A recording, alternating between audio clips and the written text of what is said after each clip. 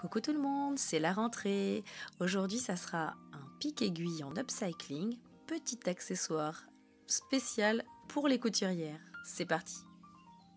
Le matériel, nous aurons besoin d'une petite chute de tissu, des bouchons en plastique, une paire de ciseaux et un cutter, de la ouate de rembourrage, du ruban ou du biais, un élastique, un rouleau de scotch de protection et bien sûr le pistolet à colle. Alors la première étape, ça va être de venir tracer un cercle sur le tissu. J'ai utilisé le rouleau de scotch pour faire un gabarit pour pouvoir avoir un joli cercle. Une fois que le cercle est tracé, je suis venue prendre ma paire de ciseaux et découper tout autour de mon cercle.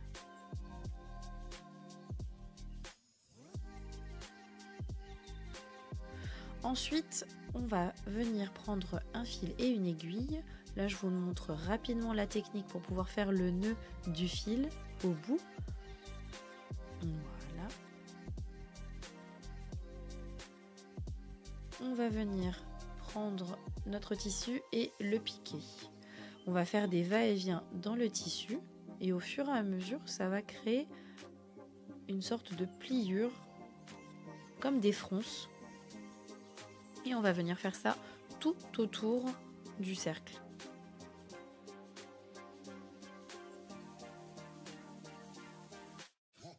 Une fois qu'on aura fait le tour, on va venir tirer légèrement sur le fil, ce qui va nous créer en fait notre petit pochon. Avec la ouate de rembourrage, on va venir remplir le pochon. On va essayer de bien tasser la ouate pour pouvoir donner du volume. Une fois qu'on a suffisamment de watts, on va venir tirer le fil et fixer notre couture avec l'aiguille et le fil.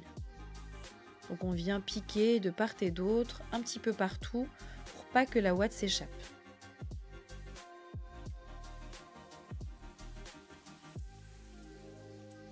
Ça nous fait une jolie petite boule bien rembourrée. Alors maintenant, on va venir prendre les bouchons qu'on avait mis de côté. Alors il y a deux tailles possibles. Soit on va prendre un bouchon assez large et là on va pouvoir venir faire un bracelet pic-aiguille ou un petit bouchon et là ça va être une bague pic-aiguille. Personnellement, je vais partir plus sur une bague. Donc avec le bouchon et le cutter, on va venir faire deux encoches comme ceci. Et on va venir prendre l'élastique. L'élastique, on va d'abord prendre la taille de notre doigt, à peu près approximativement.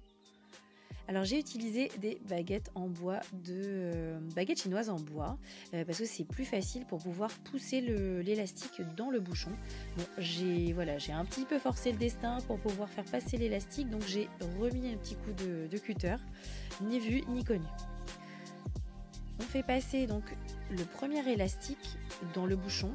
Alors soit on a le choix, on fait un petit nœud, mais c'est pas forcément évident, ou sinon on viendra le plaquer au fond avec un petit peu de colle et ça tiendra vraiment très très bien. J'ai passé la deuxième partie de l'élastique et je vais venir prendre la bonne taille avec le bouchon. Je le règle dès maintenant à la hauteur de mon doigt pour pas que ça me serre trop non plus.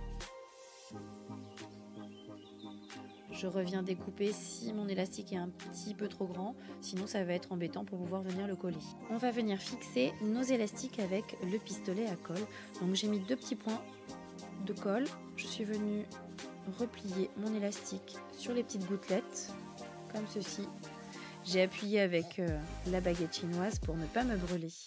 J'ai rajouté de la colle par-dessus et je suis venue mettre un petit coup de scotch de protection pour bien coller et que ça s'étale plus facilement et que je ne me colle pas non plus les doigts avec.